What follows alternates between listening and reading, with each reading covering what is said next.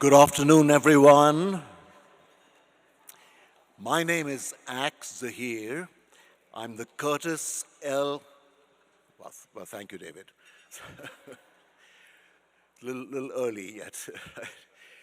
I'm the Curtis L. Carlson Chair in Strategic Management at the Carlson School of Management, University of Minnesota, and a professor in the Strategic Management and Entrepreneurship Department.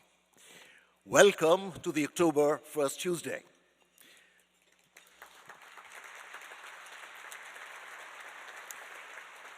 Now, you could be forgiven for thinking that this person doesn't look like the person who's usually here for the first Tuesday, and you would be right, because I'm stepping in for my wife, Dean Sri Zahir, who happens to be in Europe, but it's very opportune that I'm going to be able to do this because, of course, I have a very strong connection with the orchestra as well. And we have, as you know, and I'm going to introduce the CEO of the Minnesota Orchestra, Michelle Miller-Burns. And I've been on the orchestra board for 8 years. So it's something that's very close to my heart, something I'm very passionate about.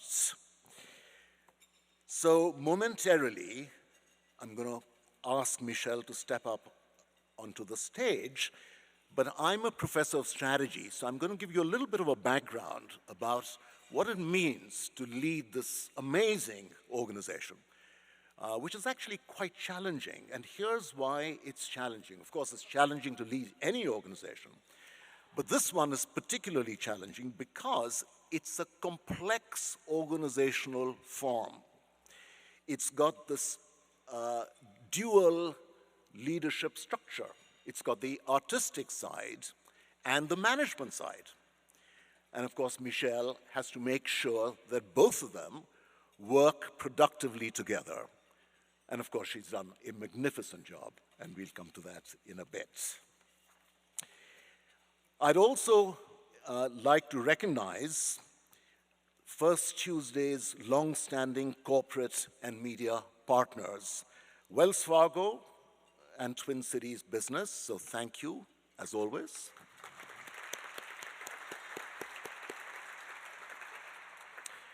And there are folks who are on Zoom as well today, so welcome to the folks on Zoom as well. And now I have the pleasant task of welcoming several people who are here today. Of course, all of you are very welcome, and I'm so glad to see you here. But I'd like to call out three folks who are the past, the present, and the future chairs of the Minnesota Orchestra Board. Marilyn Carlson Nelson,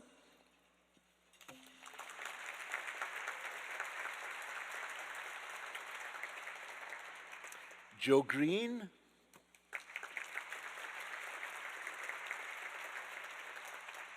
and Nancy Lindahl.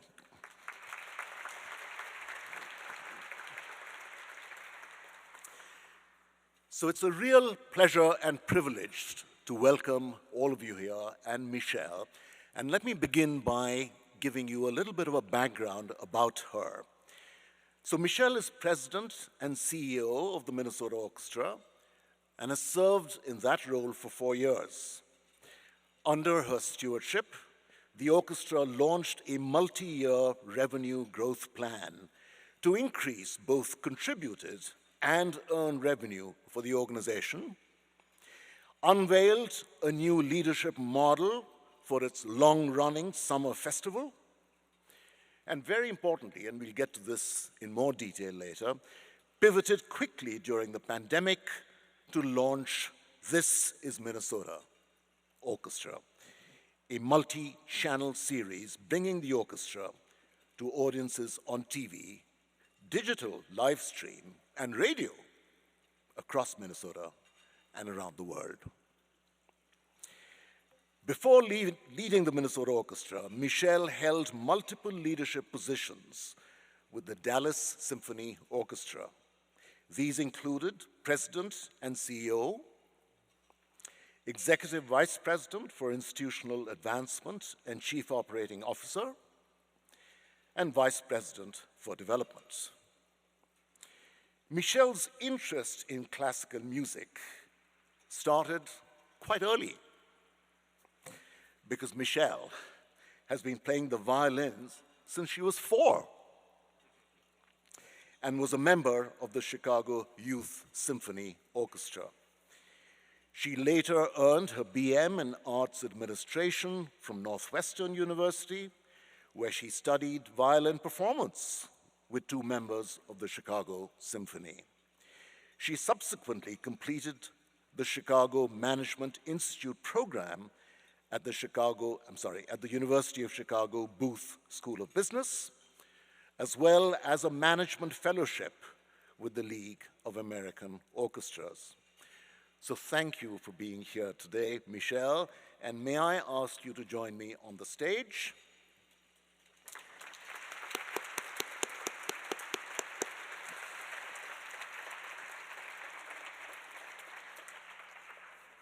And we're going to have a fireside chat. So after which we'll invite you to have any questions, to raise any questions you might have for Michelle.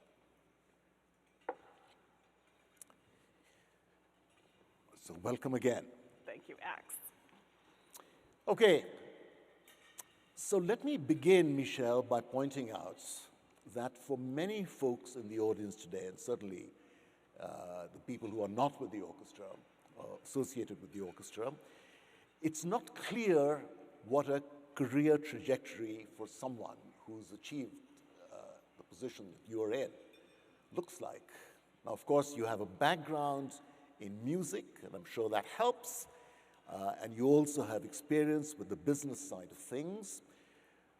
But perhaps you could share with us some insights about what it takes to get here. How did your background and your experience shape your preparedness for this, as it turns out, very challenging role that you're in? Wonderful. Well, Ax, thank you so much for the invitation to be here. Many thanks to the University of Minnesota, and greetings to everyone here and online. I'm so delighted to have a number of friends and colleagues from the Minnesota Orchestra joining us today, as well as some students who play in the orchestra here at the university. So a pleasure to be here. So like many people who find their way into a leadership position with an orchestra, I have a background in the discipline. And that means I grew up playing an instrument. And that's where my interest and love of orchestras began. As you noted, Ax, in the introduction, that was at the age of 4 in the suburbs of Chicago, where I started studying the Suzuki method at the Nazareth Academy.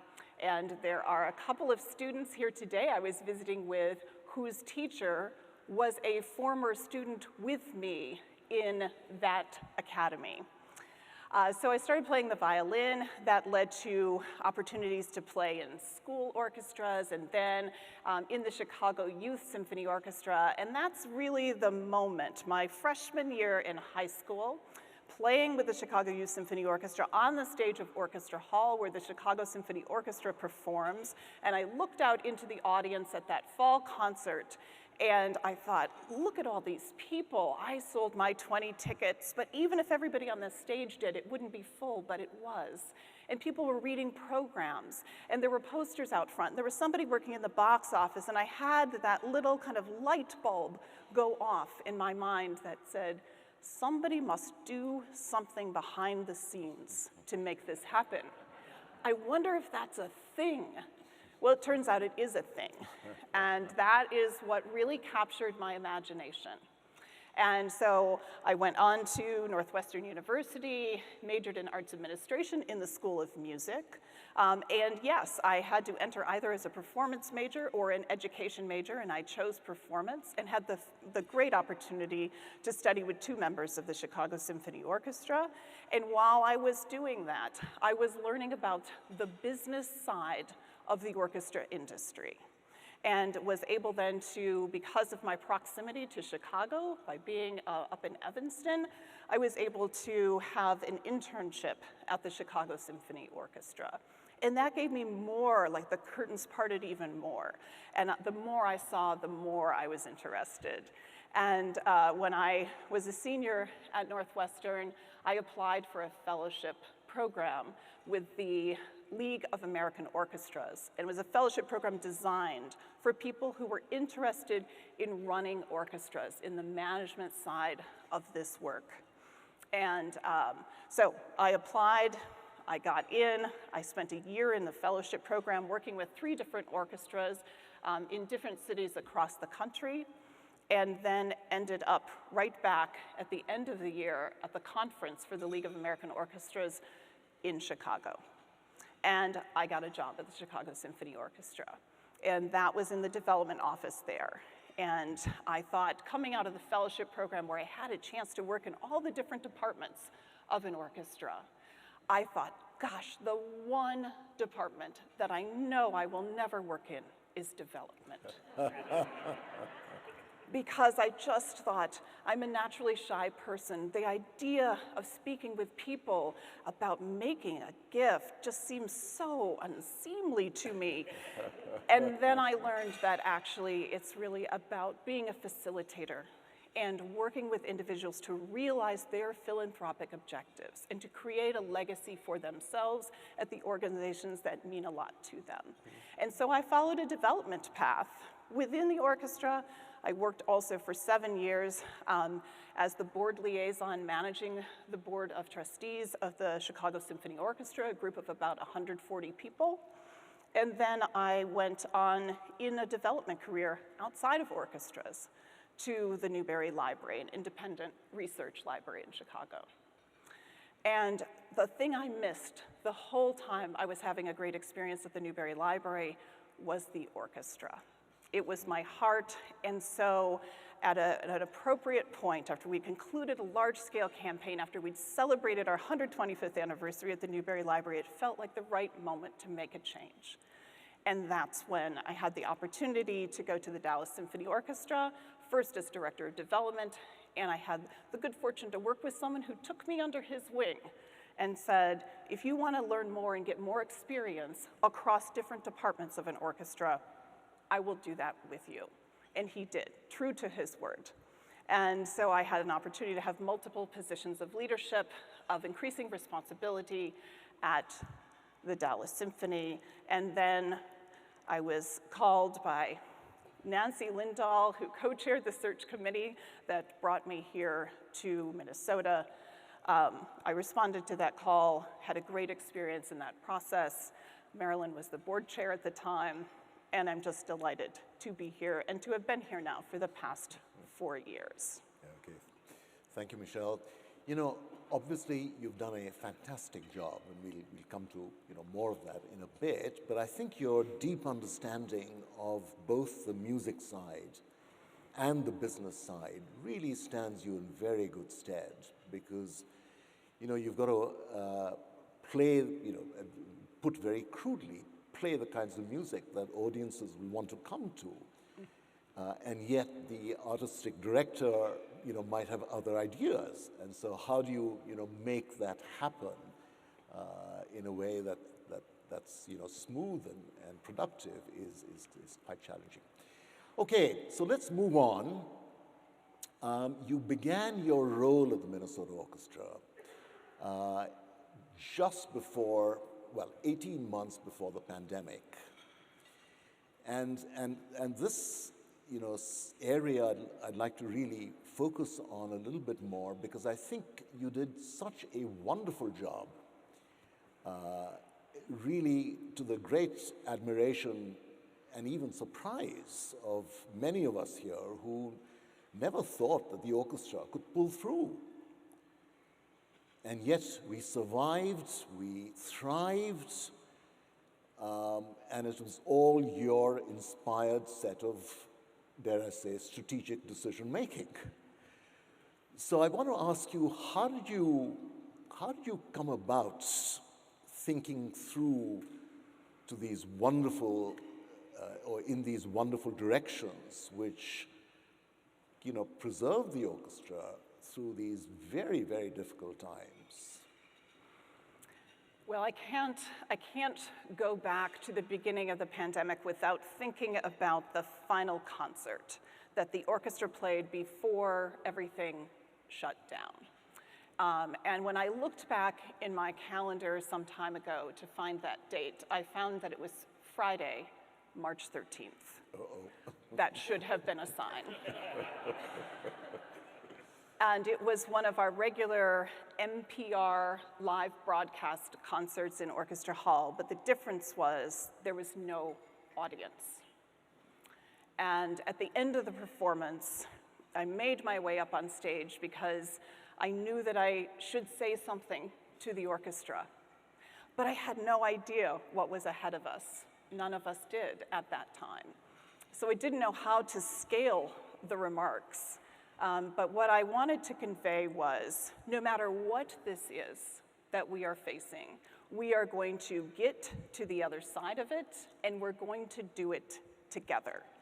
And that sense of camaraderie and collaboration is very much at the heart of the Minnesota Orchestra, and I think we can probably talk a little bit more about that later. But then we all went home. So the orchestra left the stage, the staff went home. We moved quickly to make that possible so that staff could work productively from home. And acts, as you suggest, for the performing arts, the pandemic posed an existential threat. Because what do? We bring people together for a musical experience. And we couldn't do that at all. So we really challenged ourselves to think of and identify new ways of doing business. And I think in reflecting back on this time, which continues, but back on this time, is that it's been a period of really deep creativity and reinvention for the orchestra. Very early on, musicians sent videos from their iPhones, sent videos to us, and they came in faster than we could post them online. We had, when the weather improved a bit and some of the restrictions lifted a bit, musicians then performed on front porches, in driveways, in parks, in very small ensembles, as a way to continue to connect with audiences and keep the music playing. And then in August of 2020, we offered a series of free outdoor performances at PV Plaza, which is right outside of Orchestra Hall, and we did that as a thank you to all of our ticket holders and concert goers who weren't able to come to concerts that spring. We wanted to stay connected, to keep the music engaging with people. So that was, a series of things that we could do as pandemic protocols shifted. And then something that you've mentioned, ACTS, which has been pivotal for this organization, is the partnership that we have developed with Twin Cities Public Television and Your Classical NPR. And in partnership with those two organizations, we launched a series of digital concerts for television, radio, and live stream audiences called This is Minnesota Orchestra. And we were then broadcasting or live streaming all of our performances, which over a period of time was on a cadence of about every other week.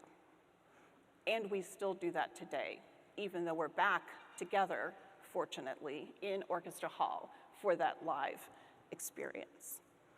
There were also economic hardships, of course. Everyone in the organization took salary reductions. There was stress, there was anxiety as we faced new situations, it seemed on an almost daily basis. And we had to make decisions amidst a lot of uncertainty.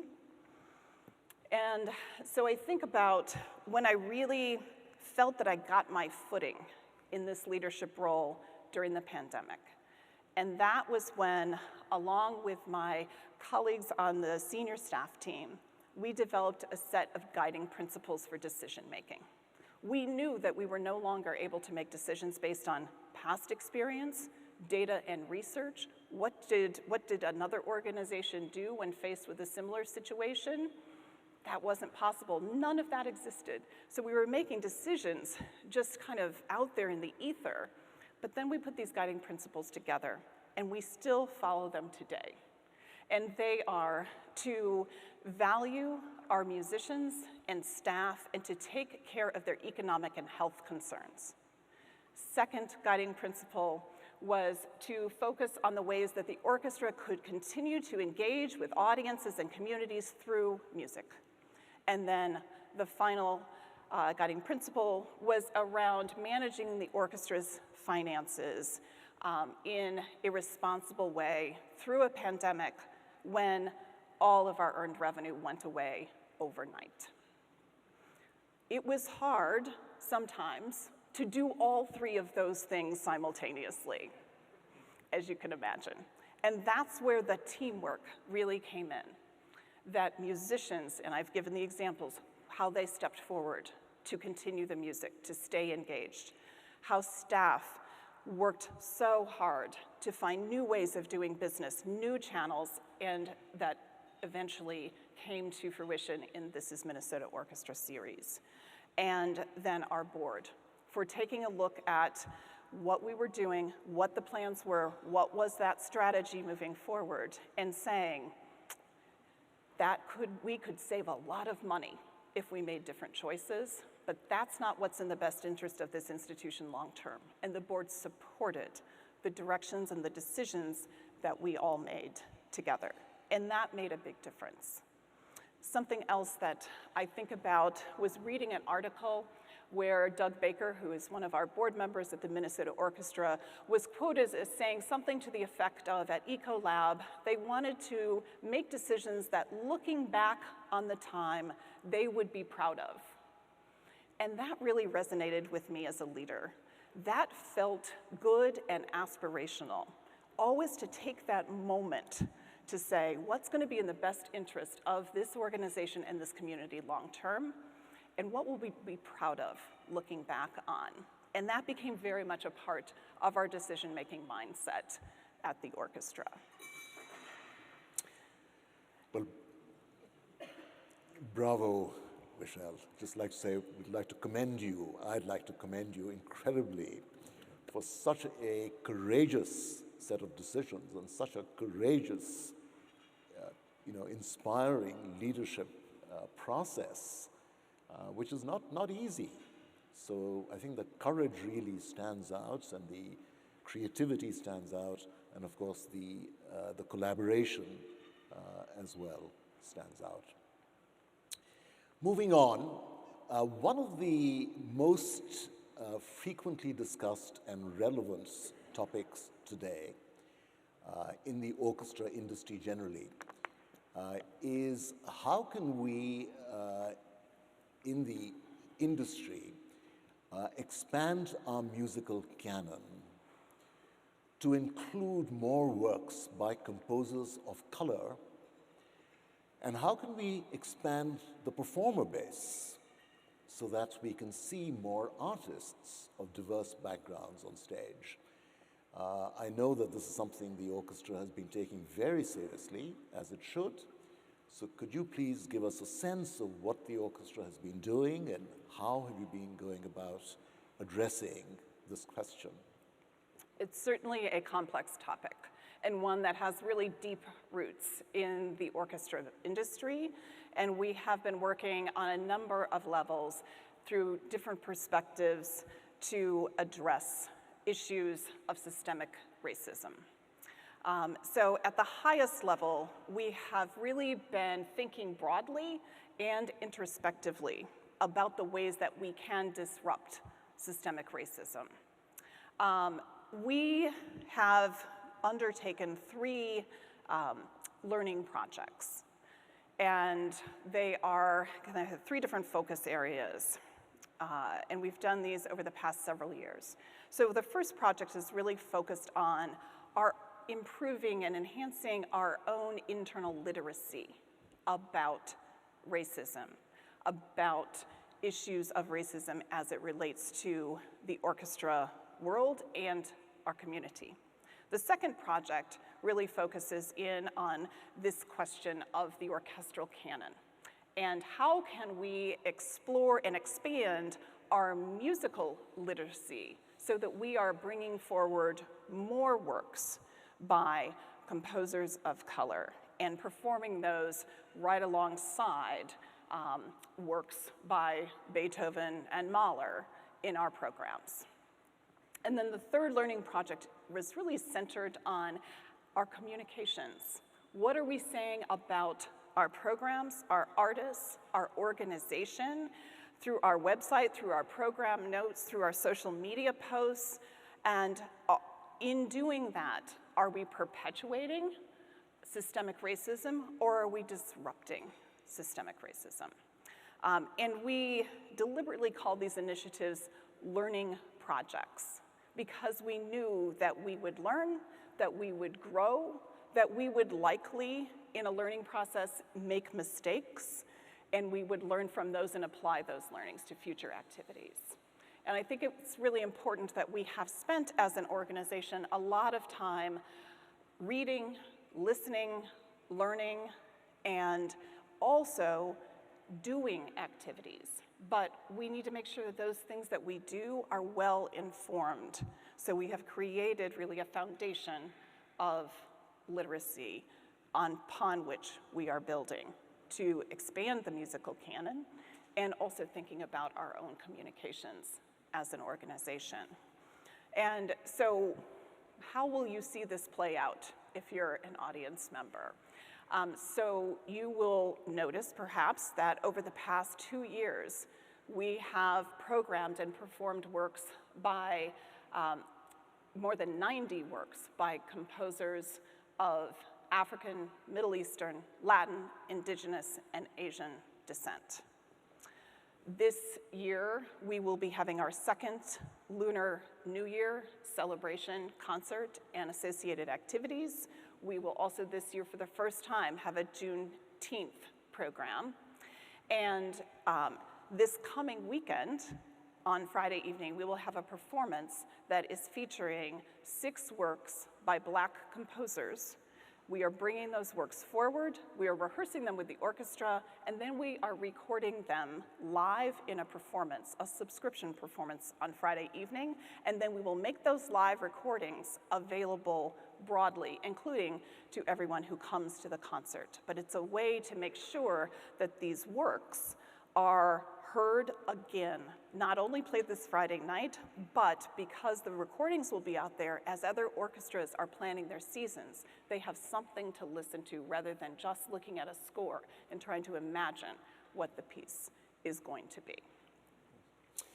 I've got to say, Michelle, kudos to you for such a thoughtful approach to this, very important question and very difficult question, which a number of organizations don't have a good grasp on, and I think you're doing a fantastic job.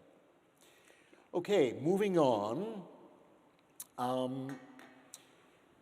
We go back now to when I started with the Minnesota Orchestra. That was 8 years ago, and it had just come out of this long labor dispute, and it was locked out. It was a very difficult time for the orchestra. And there were severe and serious and reasonable doubts about whether the orchestra could survive in that period. So one of the big supporting elements which helped, and I know many people in this audience helped as well, to bring us together and to help us survive was what might be called the Minnesota model of collaborative governance.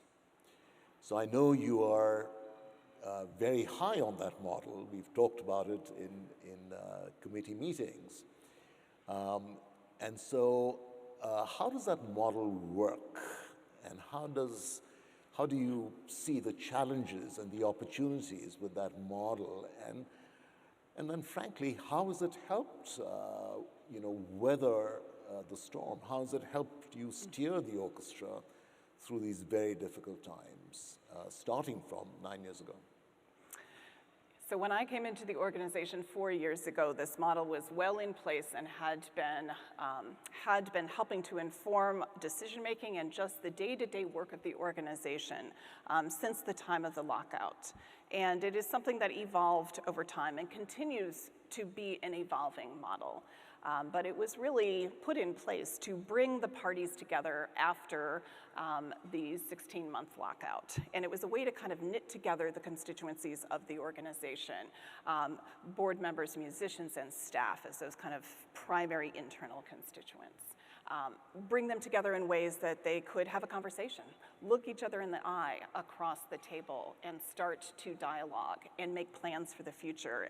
And the sense was that if more people are involved in the decision making, we will make better decisions together because there will be more communication along the way.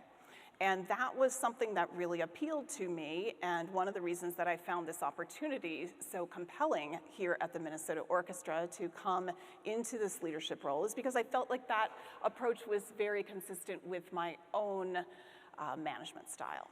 I want to hear different voices. I want to get different perspectives because I think that together we make better decisions than any one person on their own. So what are some of the things that are a little challenging about a model like this?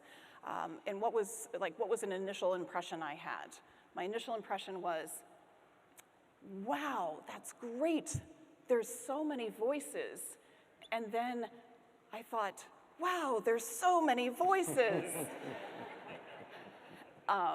And so a collaborative model can be messy, and it can take longer to make decisions. One of the things that we have worked on, and I think that we have really come a long ways in the evolution of this model, is to acknowledge that we all provide perspective and input, but ultimately we have to be clear about who makes decisions, who has the responsibility and the authority to make decisions within the organization on a variety of different topics.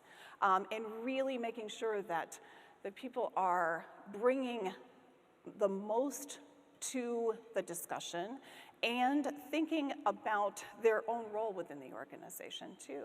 So board members to govern, the administrative staff to manage, to implement, and our musicians are the core of the organization because they bring the music to life. They are the artistic heart of the organization. So some further clarity around roles has been helpful, and that continues to be kind of a work in progress. What do I think the highlights are? I think they are that when you do get to that decision, there is great buy-in to it. There's ownership of it, and we can feel that we are making the best possible decisions for the long-term viability, success, and stability of the organization because we're doing it together.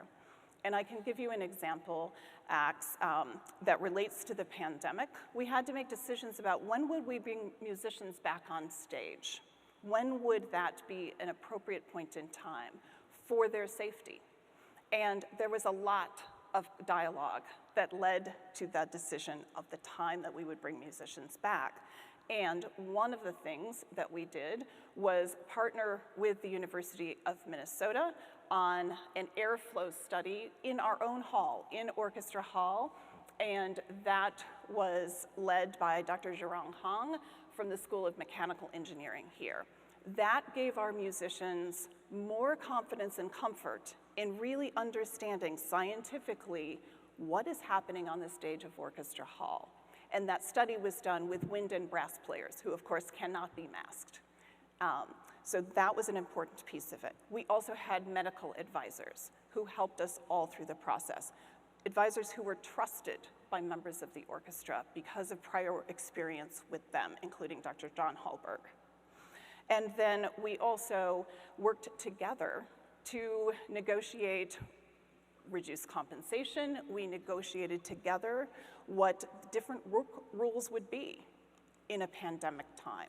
And again, we used that collaborative model. We really leaned on our institutional values of respect, listen, and collaborate in working with musicians, working with the board, working with staff to determine when would be that right time to bring musicians back and to have that music start playing again in Orchestra Hall.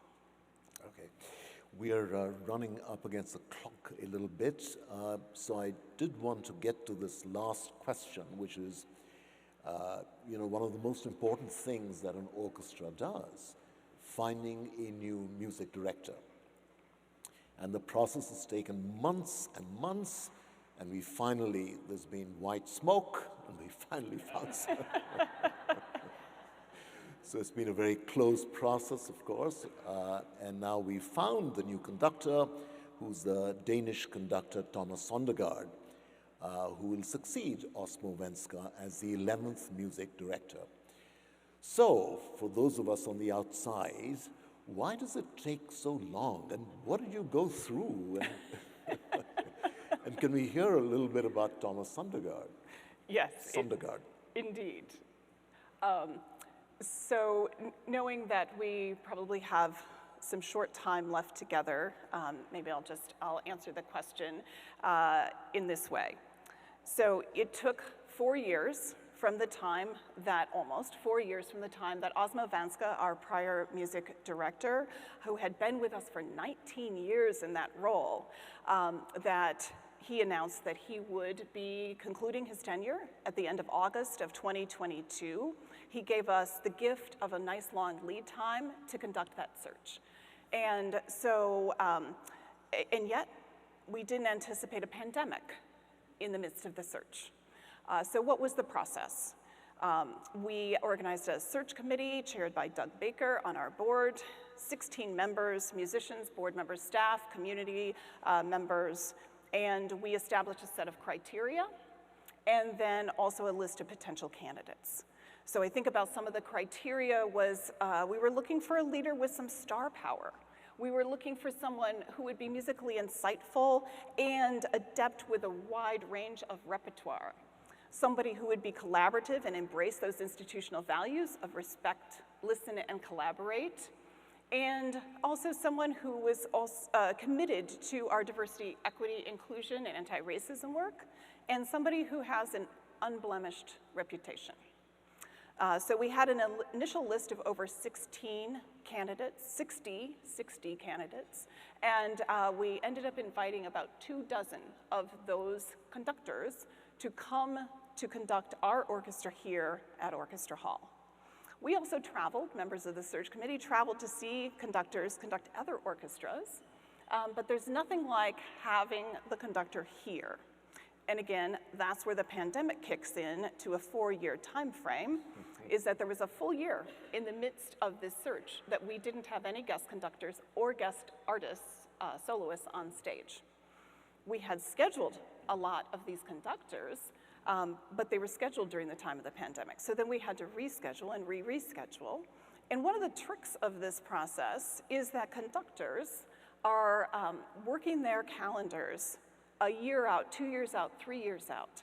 So when you identify, say, a couple of dozen people that you want to see, that's a big task to get all of those calendars aligned with our own calendar, not ever knowing when the pandemic was going to let up enough that we could have conductors back on stage.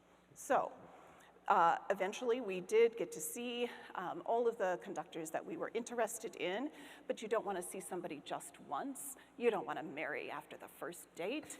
And so we then had to schedule, and imagine that time frame, schedule somebody to come back again within this season.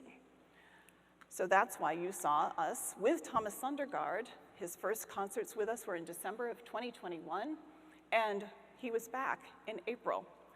It was a Tuesday or Wednesday night concert, which we typically don't do. It was a shortened format. There were fewer rehearsals, but it was an opportunity to see him again and to really understand, was the magic that we experienced in December just something of the moment, or was that the reality of working together with Thomas? And what we learned, of course, was that that was the reality of working together with Thomas. He invited musicians in to make music. They described that there was a wonderful freedom in their working together with him.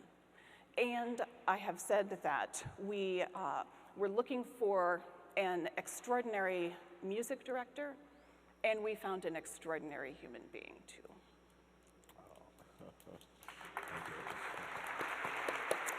Okay, enough from me. So, what questions might you have? Please raise your hand and a mic will be brought to you. For those online, please use the raise hand feature or enter your question in the chats. We are going to start with Mark here in our in-person audience. Thank you. It's a real honor to have you here today. And you're the first person in all the years I've been here that made me rehearse my question before we got going. But it's this: in all the years that the Minnesota Orchestra's been around, marketing has changed, and is in every business. But especially this business where you know the market you're trying to get to or the niche you're trying to reach. How delicate is your marketing process? What do you really go through? I mean, there's newspapers, there's internet, all kinds of different things. But what is your real specialty as far as marketing this? So I appreciate your question, and we do use a lot of different channels. We have social media, we have print materials, we have placements in local papers, for example. We also do a lot through our own website and pushing emails out to people who have signed up to receive information about the orchestra. I think ultimately what will develop the audiences of the future is enhanced by marketing, but fundamentally it's a programming issue of making sure that we are identifying programs that are going to be attractive to the audiences that we want to attract. And you had mentioned young people. So really thinking about how do we draw young people into the orchestra experience. We have a hall pass program right now for really young people, ages 6 to 18, to come for free to a number of our classical subscription concerts. But also thinking about our movies with live score concerts where the orchestra is playing and a blockbuster movie is showing on a huge screen in Orchestra Hall. An extraordinary experience. If you haven't had it, I encourage you to come. But really thinking about how does our programming resonate with young people, with people as we want to further grow our audiences. And then right now, I would say that our first challenge is to bring back audiences who haven't necessarily come back yet from pre-pandemic experience. So we at the orchestra ended our last season at 78% of capacity compared to a pre-COVID number in the mid-80s, 85, 86%. So we have a ways to go to continue to bring audiences back to our concerts, and then also to be thinking about how to further develop audiences from that point. Thank you. Our next question? Hi. Jeannie. Something that occurred to me as you were talking is that coming through that very difficult strike that we all lived through in the community, it was almost like it gave birth to what we would become. And you have created this model now. To me, it sounds like a great model for other organizations who have performing artists. One of the things that always struck me about that strike is that I didn't think that the musicians were not looked upon as musicians, they were looked upon as labor. And that was really what made it so very difficult to get through. But you've created this wonderful model now. How can you move this forward and share this with other organizations, particularly performing arts organizations, theaters especially, music organizations and so forth, so. Yeah, I think in terms of coming out of the lockout, you had to really, and I wasn't here at that time, but to really examine what led to that. What were the undercurrents there? And that had to be addressed. And of course, one of the things that I think we often find when there is a circumstance of a work stoppage of any sort is communication. And that's where I feel like this model has really helped the organization. It was, already being used in the organization when I got here, and I could see how it had brought people together across the table, making eye contact, sharing stories, getting to know people as people, first and foremost. And it took a really wonderful team of people to say, this is the path that we are going to go down. It would have been, I think, easy to say, this organization can't come back. But that was not the sentiment of this community. This community showed such incredible support for this orchestra during that time that I feel like it was a phoenix rising when everybody came back together, started to have those conversations, first hesitantly and then with more robustness, and to see how the organization has really blossomed through that communication style, through the collaborative decision-making process. So we have talked about this with some other orchestras, and the question that is still in my mind is, necessity is the mother of invention. If you aren't finding yourself in that existential threat moment, will you make the choices to do the work that it takes to have this kind of collaborative model be a part of your organization? And I don't know the answer to that. This organization fortunately chose to continue forward, and I think is at just the height of what we can do as an organization together. And that is due to a lot of really difficult work by a lot of people over a number of years. And for another organization to embrace that, they would really have to be committed to that hard work. It isn't always racing forward. It's some steps forward, and then you might have a step back, and then you just keep going. And that's the spirit of the Minnesota Orchestra. It is very much a can-do institution. Thank you. Oh, we have a question in the back. Sorry, we're going to go to our online audience here quick. Michelle, we have someone wondering what kind of programming is the orchestra doing outdoors to help bring Minnesota back? So I mentioned that in August of 2020, we had a series of performances in PV Plaza adjacent to Orchestra Hall for free. And then each summer, we go to different communities in this general region and have outdoor performances. There is someone here today who I met at our performance in Plymouth, celebrating the 4th of July this past year. We go to Hudson, Wisconsin. We go to Winona. We also have a program, this is not necessarily outdoors, but we have a program called Common Chords, where we embed in in a community in Minnesota for a week. And we have some small ensembles go and play at unexpected venues, like a barber shop or a library where you're supposed to be quiet, but we bring the music there, and in church settings and community centers. And then it culminates with a full orchestra concert in that community. A lot of engagement with students and a lot of engagement with partner organizations throughout the community. All right, we're going back in person here.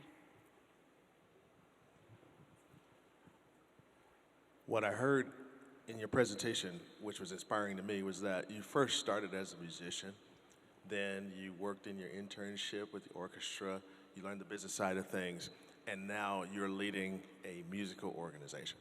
First part of the two-part question is, do you still play?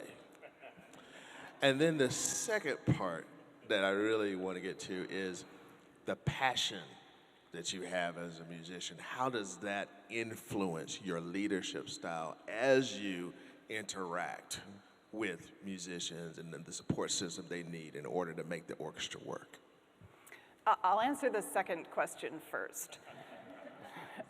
The second question about how does my passion kind of influence my leadership. I think that because of my background playing an instrument, an orchestral instrument, I feel like I have been able to, one, I have a vision for what an orchestra can be, and that vision is very centered around the musicians of the orchestra. And I think that I have gained some good trust with members of our orchestra because I have that sensibility and because I have that focus. That's how I bring that passion to the work that I do. Plus, when we're speaking in terms of like revenue generation and thinking about philanthropy really broadly, when I'm speaking with donors, I find that it's really helpful that I do have that background, that I can speak knowledgeably about what an orchestra is and does. Now I'm going to go to your first question, and my parents are watching this live stream right now. And I am sure that when you asked that question, my mom said, "Good for him to ask that." Because I don't play. I still have my violin. It is in the closet. I see it every day. And every day I think, I should take that down and practice. But I haven't. And in part because the times that I have before, once you let that skill set go, it's, first of all, it's a little physically difficult, but also it sounds so different than what it used to, and that's really hard for me to hear what I sound like now compared to what I did after all of the years of practicing and performance and so much of what my parents did to bring me along with all of the sacrifice, all of the lessons, all of the driving places, the rehearsals, the concerts, the recitals. But that is ultimately why I'm here today, is because of that experience. The discipline, the love of music, the training, the working together that playing an instrument provides is the reason that I can do this work today as well as I can.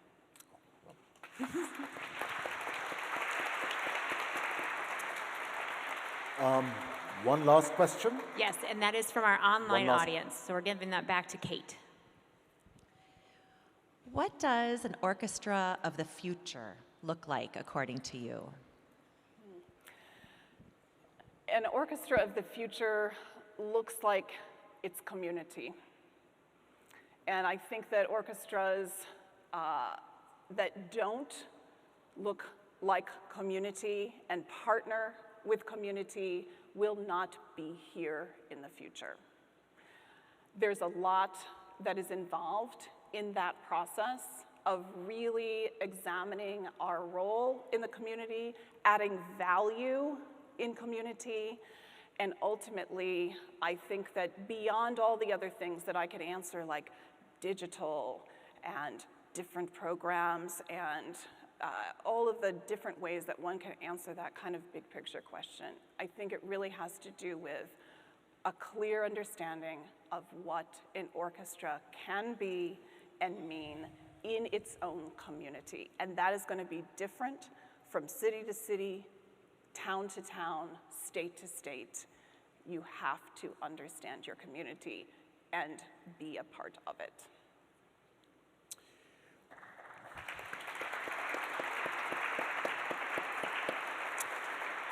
Okay, so that brings us to the end of our session. Michelle, thank you so much for really such an inspiring and even beautiful presentation.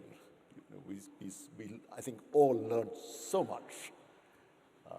And thank you again for the wonderful job you're doing at the orchestra. Let me thank as well everyone who's here today, everyone who's here virtually. And I hope you can join us for our next First Tuesday events, where we will be joined by James White, the author of the book, Anti-Racist Leadership: How to Transform Corporate Culture in a Race-Conscious World. So sounds like a very interesting and an important presentation that's coming up next month. James is also the former CEO of Jamba Juice and is now the board chair of the Honest Company. So with that, thank you again for coming. Thank you, Michelle. It's been a pleasure.